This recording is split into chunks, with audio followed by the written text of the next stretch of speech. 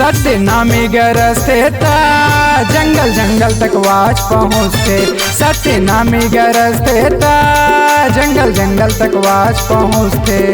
शेर के पंजा सत्य नामी संझले बेपंगा।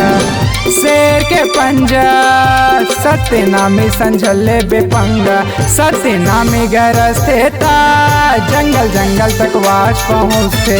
सत्य नामी गरजते ता जंगल जंगल तक वाच पहुँचते।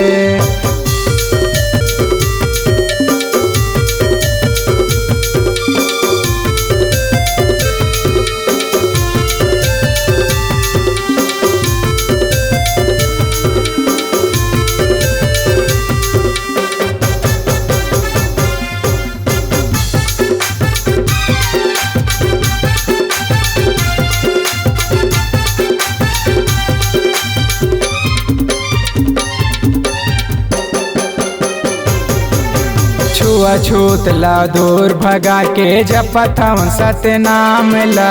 जाति पाति के भेदभाव मिटा के लेवन गुरु के नाम ला।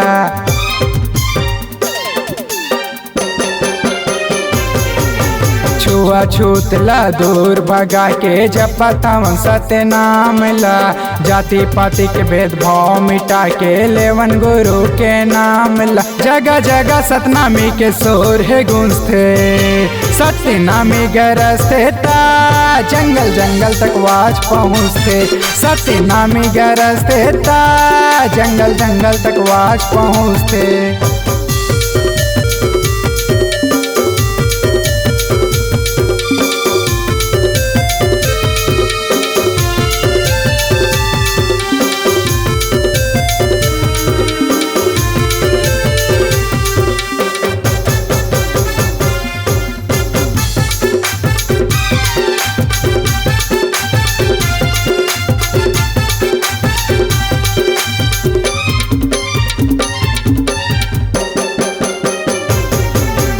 सत्य नाम लाते हैं चलाए बोले गुरु अमृतवाणी।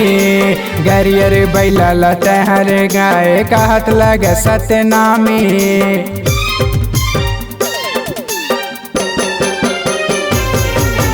सत्य नाम लाते हैं चलाए बोले गुरु अमृतवाणी। गरियर बैला लाते हैं चलाए कहत लगे सत्य नामी। सारी दुनिया मशहूर है गूंजते।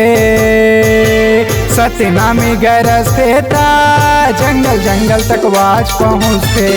सत्य नामी गरजते ता जंगल जंगल तक वाच पहुँचते।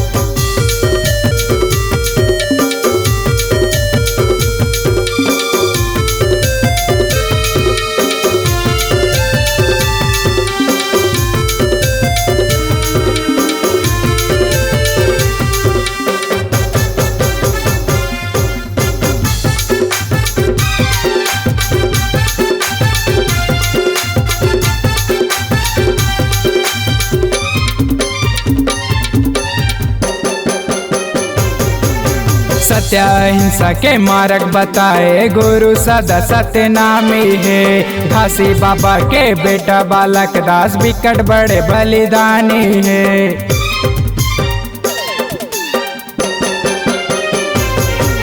सत्य अहिंसा के मार्ग बताए गुरु सदा सत्य नामी है। घासी बाबा के बेटा बालक दास बिकट बड़े बलिदानी है। सत्य नाम के दुनिया मशहूर है गूंजते।